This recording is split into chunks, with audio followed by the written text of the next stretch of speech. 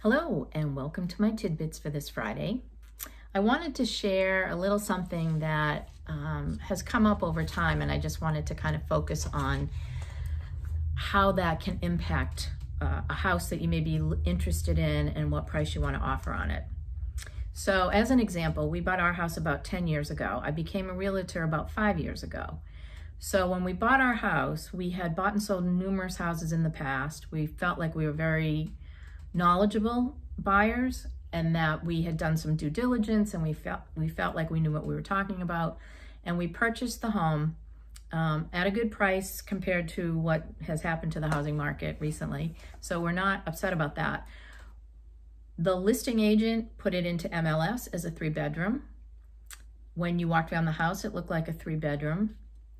All the bedrooms had closets and they all had doors on them. However, when you go to the town records showed it as a 2-bedroom with a den. And we also have a 3-bedroom septic.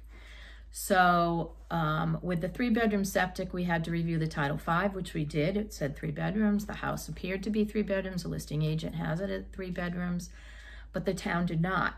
So legitimately, we paid for a 3-bedroom home and we got a 2-bedroom home. So that's the first thing to check. And that's what I do as a buyer agent. I make sure that the bedrooms match what the agent has put onto MLS to make sure that you're paying for the right number of bedrooms. You don't want to pay for a 3-bedroom home and get a 2-bedroom home. The other thing we did is we chose not to go with a buyer agent because the listing agent showed us her listing, and we went with that because we liked the location and the house, and we knew it had good bones, and we thought we could work with it.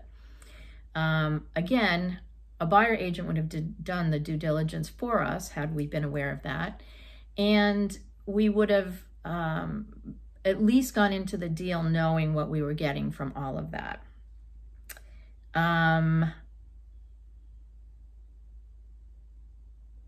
I guess the moral of the story here is the town can approve any size septic system for any lot or any house.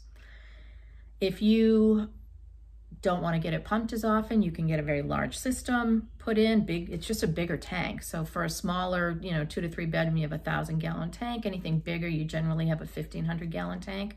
You can get bigger than that if you want to put underground. But the town determines how many bedrooms they're going to allow in that lot. And so if you want to increase the bedrooms, you have to go to the town and apply for permits for the building and the Board of Health and the assessors, and everyone has to approve that. If you have a 2-bedroom home in a really tiny lot, like some of the lots for some of these smaller neighborhoods could be 0.1 acres, they may not allow you to add another bedroom. That lot was designed for a maximum of 2 bedrooms. And even if you have a 6-bedroom septic in your backyard, doesn't necessarily mean you can add on. So that's all kind of due diligence that an agent can find out for you before you make an offer and before you come up with a decision on whether to buy the house.